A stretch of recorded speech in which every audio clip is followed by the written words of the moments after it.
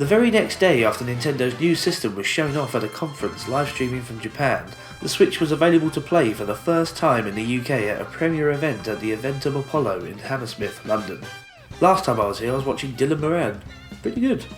We were scheduled for the time slot of 9 AM to 1 PM, so we had 4 hours to try out as many games as we could.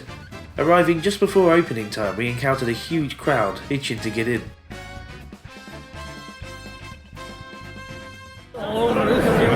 I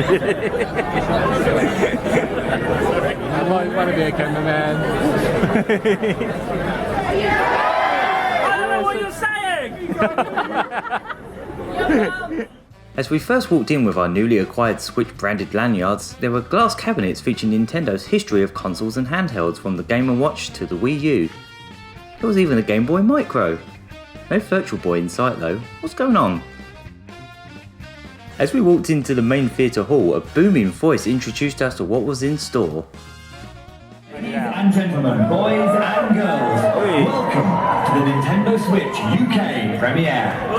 At this event, you will discover some of the unique gameplay experiences that Nintendo Switch and the Joy-Con controllers make possible while sampling exciting titles like The Legend of Zelda, Breath of the Wild, Splatoon 2, and Mario Kart 8 Deluxe.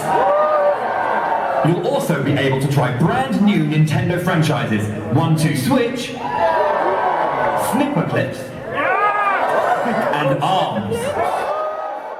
The biggest game of the largest area was of course The Legend of Zelda, Breath of the Wild, complete with a misty atmosphere and a tall tree. Oh, and rainbows. Unfortunately, by the time we headed on down to the area, not long after arriving, there was already a 3-hour queue, so unfortunately we missed out. It's a real shame, but it was either play this and possibly nothing else, or play loads of the other games, so we decided on the latter. There was also a large circle in the middle dedicated to the other Nintendo launch title 1-2 Switch, which is where we spent a good chunk of our time on the day. There were 2 rooms each for the 6 different minigames available that were appropriately themed, and the queues were next to non-existent so we could easily try out the lot. We have so much footage of this game in fact that we'll be bringing you a whole video dedicated to it soon, but we'll say right now that this game should not be underestimated as it's rather special and really shows what the new technology of the Joy-Con controllers can do. Let's have a look over here, shall we? Let's have a look at it. Oh, you can actually see all the system and stuff. Let's have a good look. Have a little look-see. Ooh. Oh, it's also tiny. The actual dock is really small as well. Wow. That actually looks better in the flesh than I was expecting. Like the two-tone one. There's the weird dog face.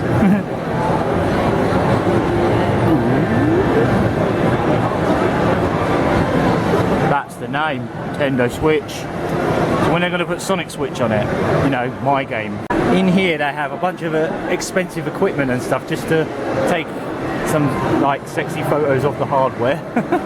The bizarrely named ARMS, trademark, the motion controlled fighting game with the long springy appendages, was another game that had loads of systems to play it on, including a tournament stage. Mario Kart 8 Deluxe was available to play on all 3 forms of the Switch, on a telly, as a handheld and tabletopped. The handheld section was a full 8-player setup. That's a lot of switches. Switches? Switch eye. Other games playable at the event which we unfortunately didn't have time for included the sequel to Splatoon and a clever new game called Snipper Clips, which we recall playing at EGX 2015 back when it was known as Friend Shapes in the indie section. Here's what it looked like back then. Very cool that Nintendo's picked this up. There was also a whole row of third-party games including Sonic Mania, Ultra Street Fighter 2, Super Bomberman R, Fast Rubix, Just Dance 2017, a roguelike RPG called Has Been Heroes, and to our pleasant surprise, this guy a 5. Ooh. What? Okay. Okay, that happens. There's a Disgaea game. A complete Disgaea game. If you were playing this on any other console, it just wasn't complete. It wasn't even the full thing. There's Luigi. Poke. I poked Luigi in the back of the head. Super Mario Odyssey is not due out until sometime at the end of the year, so there was no demo of that to play here, but there was an area dedicated to it screening the trailer on loop, as well as a photo opportunity display. Ugh. Oh no, the hat! No, the hat!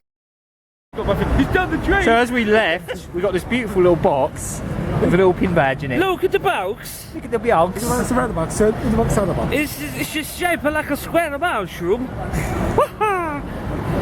Yep, thief!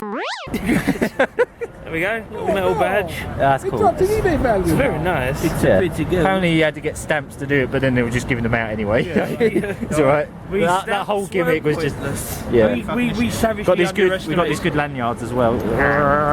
It's like we savagely underestimated the queues, so just have the badges. Yeah, exactly. Despite not being able to try out every game we would have liked, we managed to get a proper grasp of what the system looks and feels like in its many forms, and had a fantastic time. We cannot thank Nintendo enough for putting on this event, especially so quickly after the official reveal in Japan. This is the first time any of us has been part of a console's debut, and we cannot wait to see more about the Switch in the build up to its launch on March the 3rd. Stay tuned for our extended impressions on 1-2 Switch, ARMS and more.